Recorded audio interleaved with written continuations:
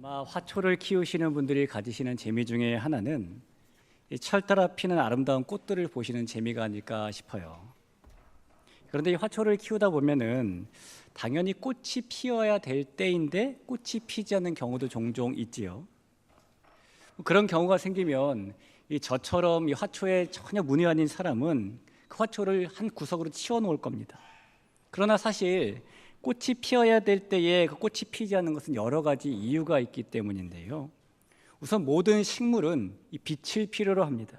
그래서 만약에 화초를 어두운 곳에서 오랜 시간 두고 키웠다면 그럴 때는 꽃이 피지 않을 수 있습니다. 또한 때에 맞게 분갈이를 해주지 않았을 때에도 꽃이 피지 않을 수 있습니다. 질소 성분이 많은 비료를 주었을 때에도, 또한 키우는 온도가 적절하지 않을 때에도, 물 주기를 잘못했을 때에도 꽃은 피지 않을 수가 있습니다. 그러나 그런 원인들을 잘 발견한 후에 다시 잘 관리하면은 다음에 또 다음에 꽃이 피어나게 돼요. 여러분, 성도에게 가장 중요한 것 중에 하나는 믿음이겠죠. 믿음만큼 귀할 것은 없을 겁니다. 예수님께서 하나님의 나라를 가르치시면서 믿음이 중요하다는 사실을 많이 강조하셨는데요. 너희 믿음대로 되라. 믿음이 너를 구원하였다. 너의 믿음이 떨어지지 않기를 기도했다. 이렇게 예수님께서 여러 번에 걸쳐서 믿음이 중요하다라고 말씀하신 데는 이유가 있습니다. 그리고 그 이유는 우리가 예수님의 말씀처럼 믿음을 가지게 되면 그 믿음에 철을 따라 다양한 꽃이 피어나게 되기 때문입니다. 예배라는 꽃, 봉사라는 꽃, 전도라는 꽃, 순종이라는 꽃, 사랑이라는 꽃, 인내라는 꽃, 그 이름을 다 열거할 수 없을 정도의 믿음의 꽃들이 다양하게 피어나기 때문이죠. 그래서 예수님께서는 우리에게 믿음을 강조하십니다. 그리고 그렇게 피어난 아름다운 믿음의 꽃 중에 빼놓을 수 없는 것이 감사라는 이름의 믿음의 꽃일 겁니다. 우리나라의 교회는 대체로 1년에 2차례의 감사주일, 이 맥추감사주일과 추수감사주일을 지키고 있는데요. 아마 어떤 분들께서는 우리는 보리나 밀을 수확하지도 않는데 왜 맥추감사주일을 지키는 것일까?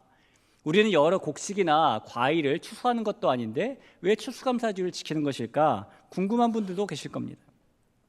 그러나 우리가 우리 스스로의 죄악된 본성을 조금이라도 기억한다면 이 감사주일은 지켜지는 게 맞습니다. 왜냐하면 만약 이런 감사주일이라도 없다면 우리의 죄된 본성 때문에 우리는 감사라는 믿음의 꽃을 피우지 못하는 화초가 되고, 또 감사라는 꽃을 피워야 된다는 생각조차 하지 못하는 그런 화초가 되어버리기 때문입니다. 그래서 우리는 이 감사주의를 통해서 혹시 우리에게 이 감사라는 믿음의 꽃을 피우지 못하게 하는 원인이 있는지도 돌아봐야 되는 것이고, 그 우리의 믿음을 잘 지키고 또 지켜내서 이 다음에 또 다음에도 감사의 꽃이 피어나게 해야 하는 것이죠.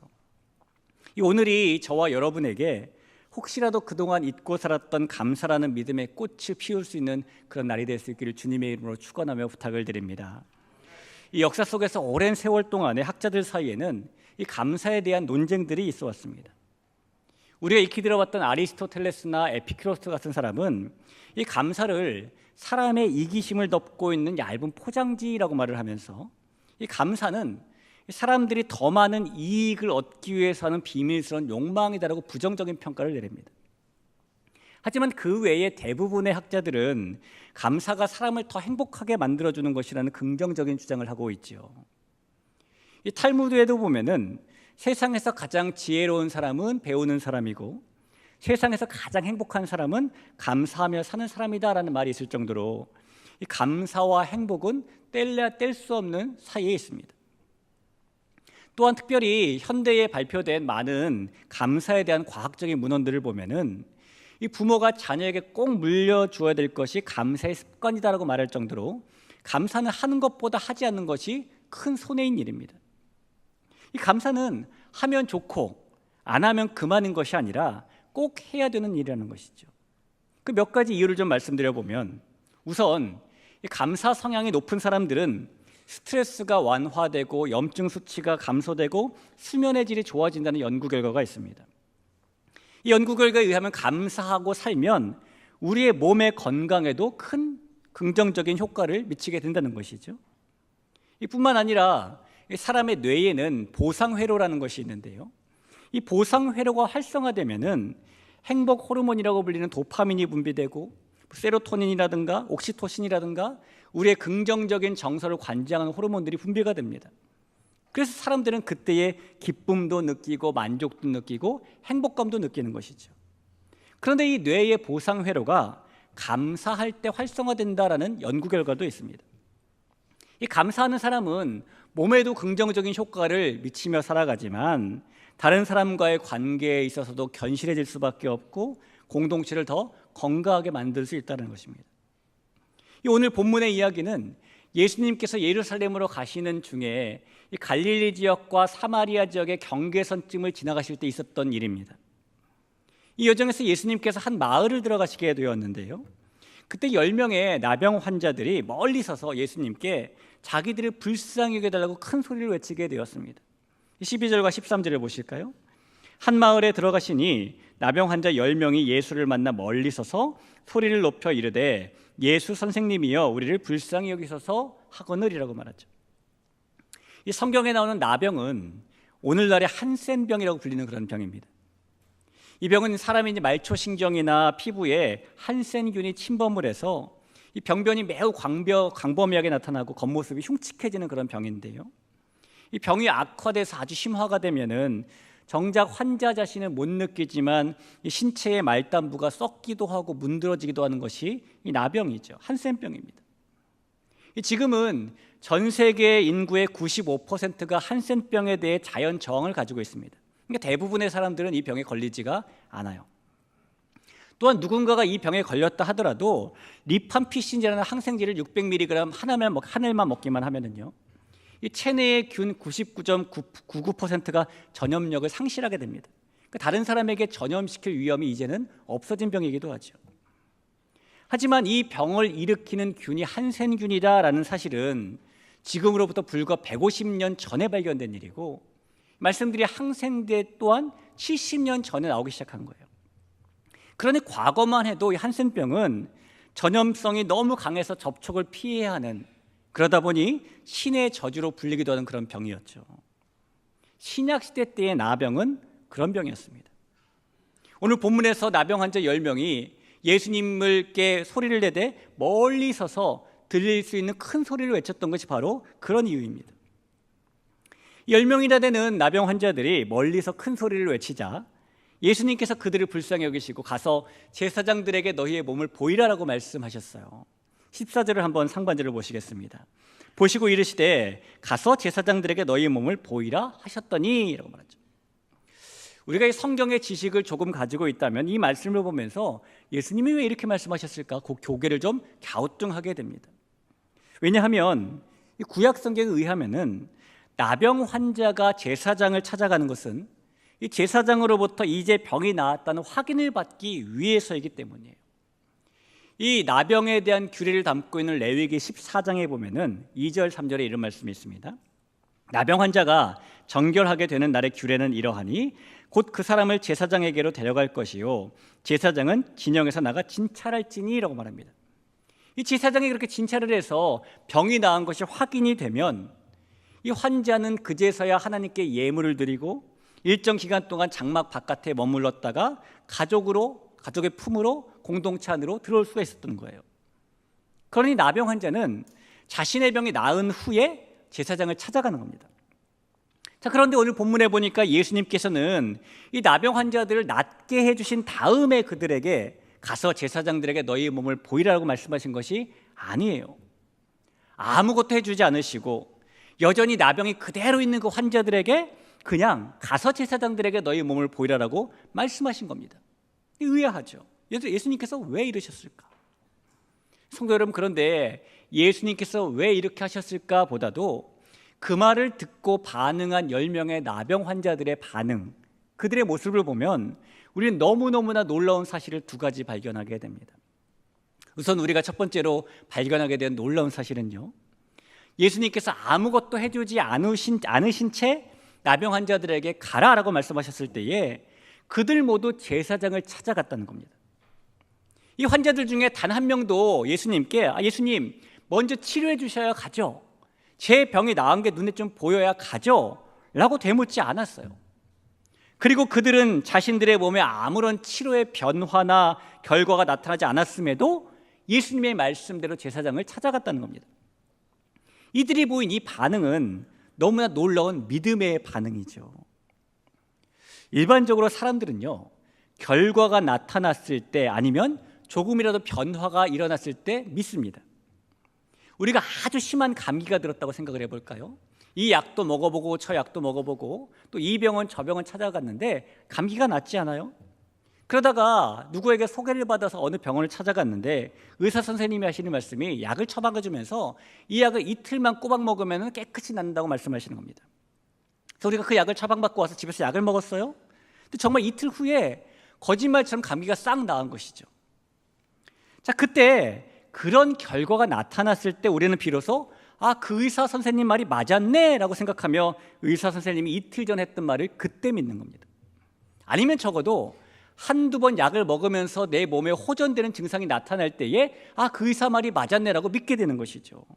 이 결과가 나타나거나 아니면 작은 변화의 징후라도 나타나야 사람은 믿는다는 겁니다. 자, 그런데 이 10명의 나병 환자들은 결과는커녕 자신들의 몸에 아무런 회복의 징조가 나타나지 않습니다. 그럼에도 불구하고 믿고 제사장들을 찾아 나섰다는 거죠. 얼마나 놀라운 믿음입니까?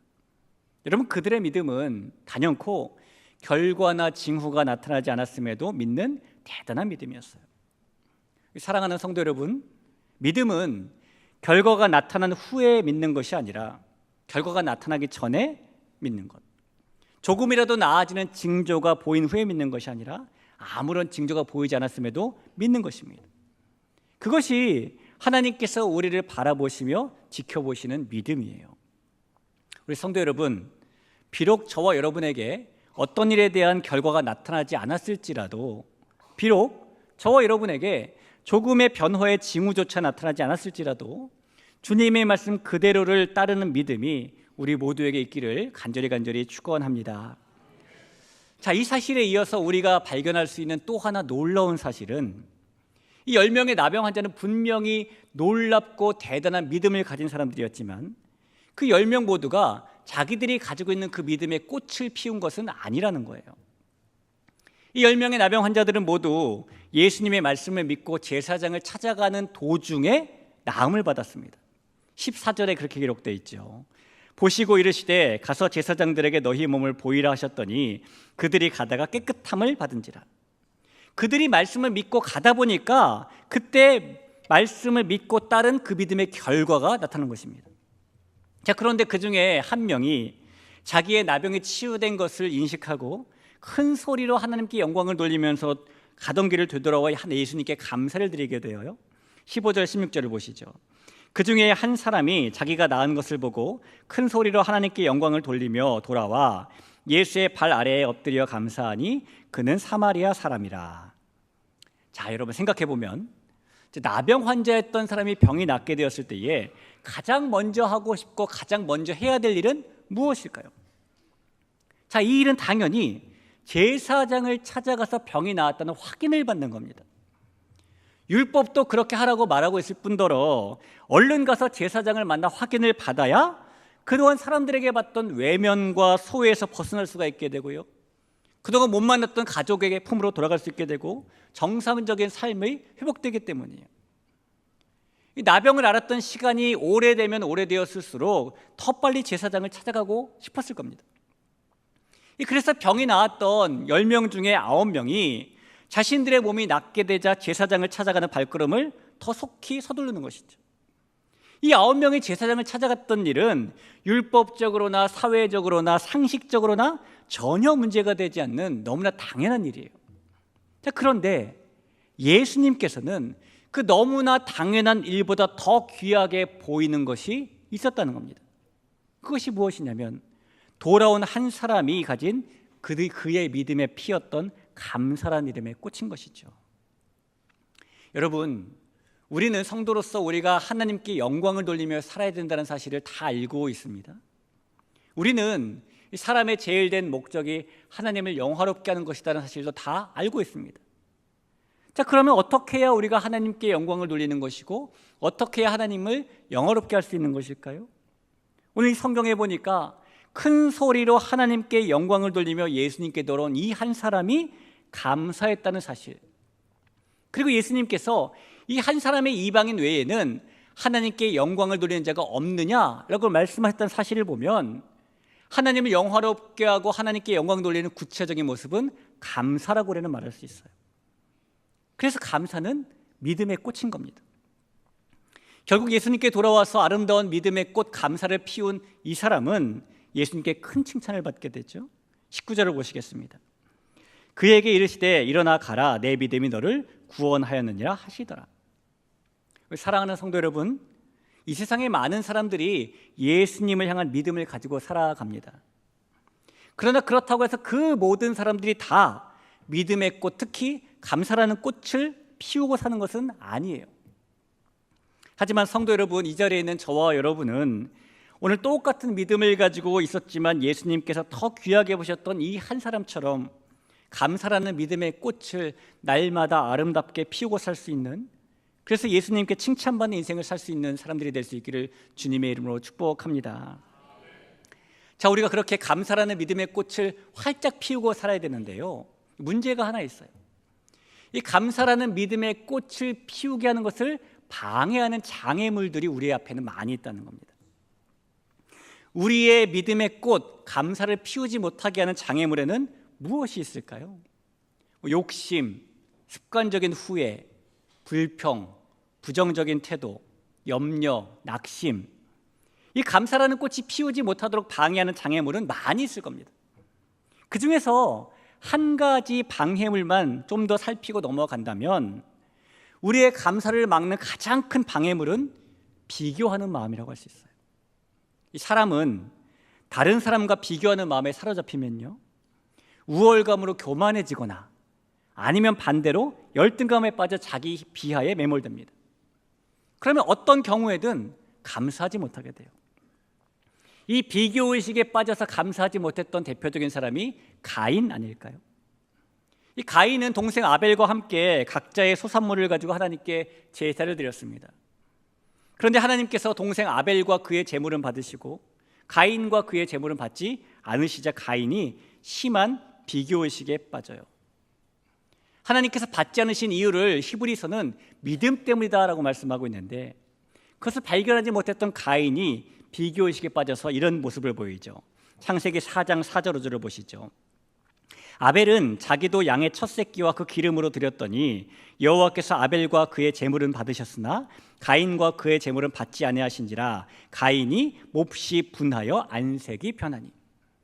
그가 동생과 비교하는 마음에 사로잡혀서 안색이 변할 정도로 열등감과 자기 비하에 사로잡혀 버렸다는 겁니다.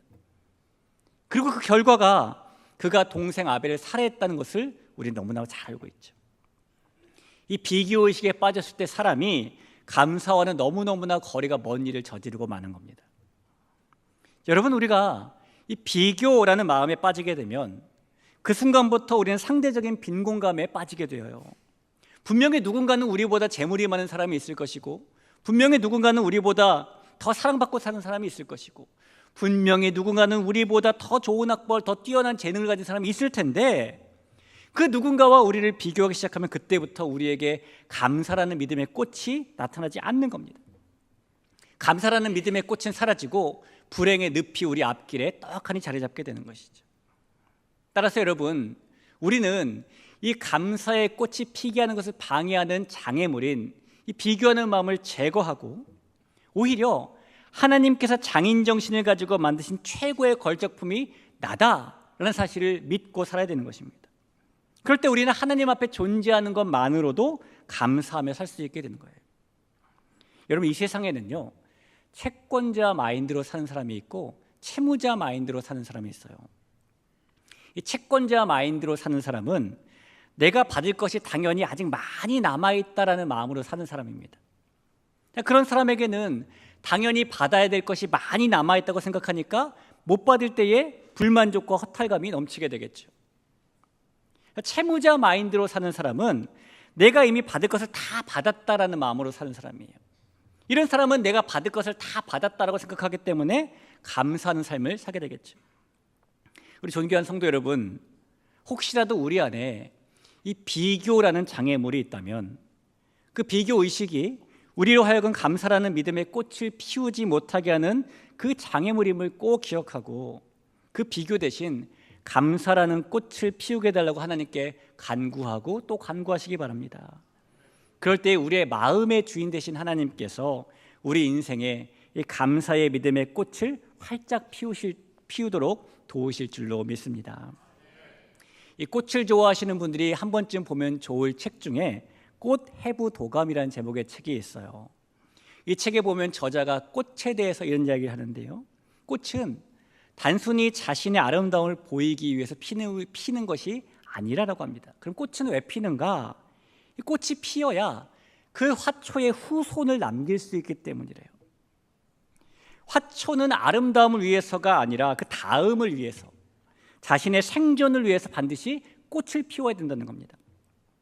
따라서 이 저자가 말하기를 꽃은 아름다움의 상징이 아니라 화초가 살아남고자 애쓴 흔적이라고 말을 하죠.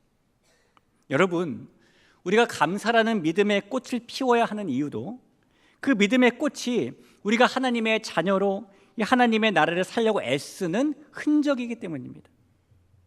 그러니 사랑하는 성도 여러분, 우리가 잘 부르는 찬양에 있는 가사처럼 하나님께서 우리를 구원하심에, 곁에 계셔 주심에, 우리의 기도에 응답하심에, 절망 중에도 위로하심에, 따스한 가정 주심에, 하늘 평안을 주심에, 그 모든 것을 주심에 하나님께 감사하는 믿음의 꽃을 항상 피우고 하나님의 자녀라는 삶의 흔적을 남기는 행복한 삶을 살아가시기를 주님의 이름으로 축복합니다.